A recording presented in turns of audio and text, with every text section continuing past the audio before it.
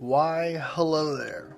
At the time of recording, it is 118 days until the Shadow of the Erdtree comes out, and this is the Elden Wait countdown, where every day until the Shadow of the Erdtree releases, I'll be talking about the upcoming expansion to make the wait just a little bit shorter. If you'd like to join me on the countdown, please subscribe to Lore Hunter to watch the Elden Wait as it releases. In the first couple episodes, we talked about the Land of Shadow, from the settings, history, to the map design of the DLC. So check those out if you haven't. In this episode, I want to talk about the Shadow of the Erdtree in Melina, and maybe not in the capacity that you're thinking.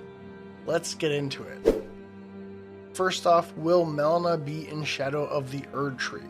If she is alive, which we will talk about more in a moment, she is who levels up the Tarnished using runes at sites of grace.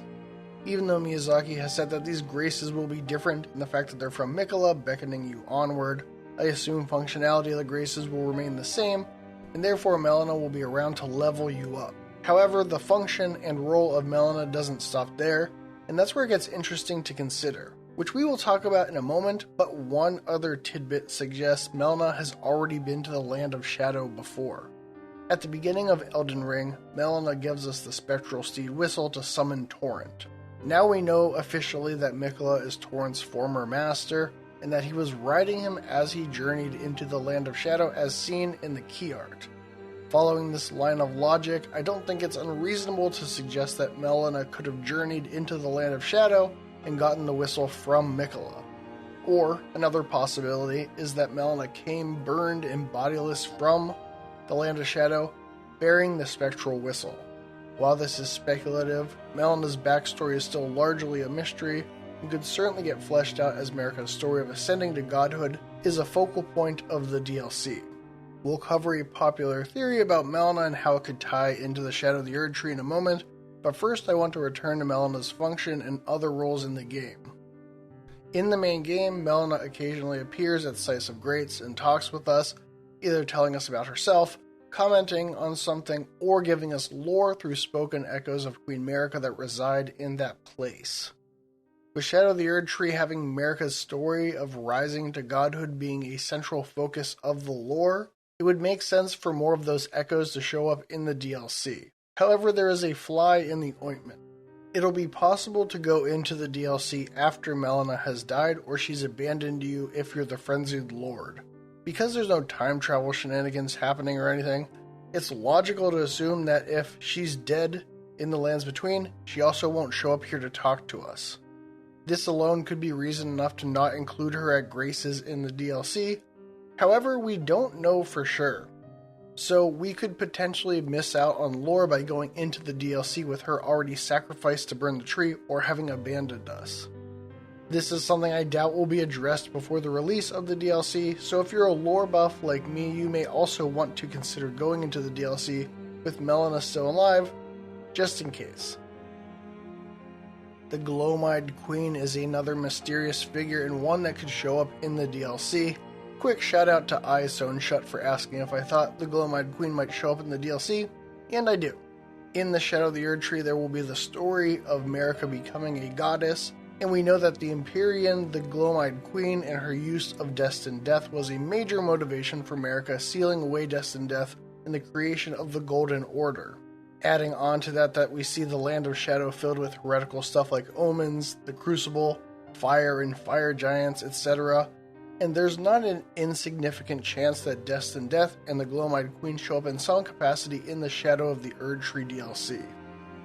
There's a popular theory that Melina is the Gloam-Eyed Queen for various reasons, but the big ones are that in the Frenzied Flame ending she can wield Destined Death, and that her eye can be described as gloomy. However, if Melina is the Gloam-Eyed Queen, then the DLC will be relegated to giving some more information about her and not featuring her as a character, because there's no time travel involved in this DLC and we have a current-day Melina with us. That being said, the Gloam-Eyed Queen and Melina both have loose ends, and it would be cool to finally get both Melina and the Gloam-Eyed Queen's stories fleshed out. But if Melina is the Gloam-Eyed Queen, I don't think that she could be a boss or someone you could fight and kill because that would affect the main story, unless FromSoft conceded some story workaround so that killing her in the Land of Shadow wouldn't affect her role in the main game. While possible, it feels a bit inelegant. Not that From hasn't skirted this line before with Geraint still remaining at the Bestial Sanctum even after killing Malekith, although there's possibly some time shenanigans in play with Fair Missoula.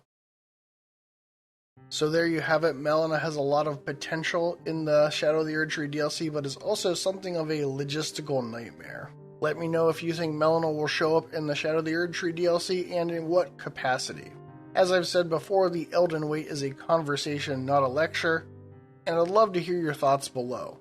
Speaking of comments, I've gotten a lot of really great comments from y'all, and I would like to answer and give my thoughts about one today. Future Warrior Hero 123 says, "What I'm curious about is if Ranni, Millicent, or other NPCs will have special interactions, depending on when the DLC is tackled. I plan on getting all the way to the consecrated snowfields, but stop short of fighting the fire giant, in the hopes that we learn more about Ranni and Millicent and Godwyn too. So much mystery left to unpack." While Miyazaki stated that the DLC won't affect the main game, I don't think this completely rules out the possibility of there being some special interactions resulting from having played the DLC. For instance, you'd think that Melina would have some thoughts if you had just been journeying around with her brother being beckoned into the Land of Shadow, but we will see. I also think that Miquella's journey may shed some more light on Godwyn, but that's for another video. And based on everything that we've talked about today, I think that stopping your character before the fire giant makes sense, just for the off chance of having Melina be important to show up for some lore in the DLC. And that wraps up this episode. If you enjoyed this video, please give it a like, and subscribe to Lore Hunter to follow along on the Elden Wait. Thanks for watching.